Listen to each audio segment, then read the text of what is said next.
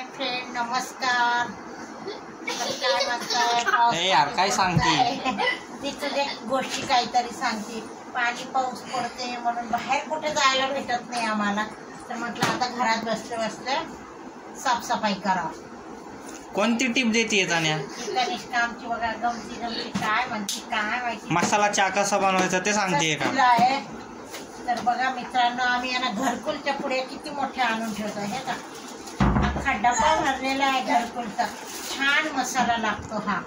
खिचडी भात मसाले भातामध्ये टाकला ना की भारी लागतं. हे बघा आमची कनिष्ठा लई मध्ये मध्ये करते. आता इतक्यावर तिला थंडी वाजत होती, पांघरून घेऊन झोपली होती आणि आता बघा कशी मस्ती करते. बरेच दिवस झाले साफसफाई केली नाही, म्हटलं आता स्वच्छ करा थोडंसं घर, व्यवस्थित दिसेल. लई फुपाटा सिमेंट बांधकाम सगळ्यांनी झालं.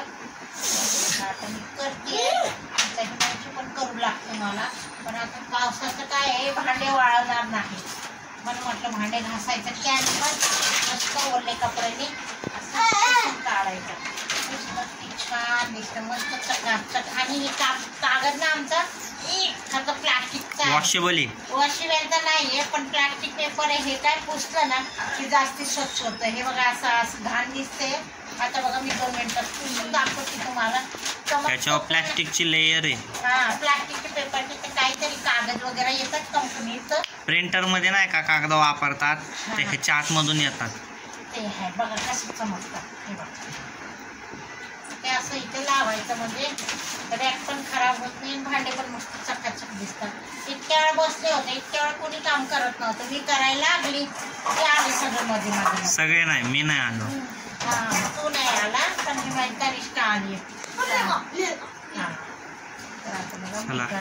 उद्यापर्यंत होईल. आता तनू करते नाही. आता माझं एवढं झालं की हे 2 कप्पे करते, मला हे डोकं दुखते, चक्कर येते, ऍसिडिटी झाली आहे मित्रांनो.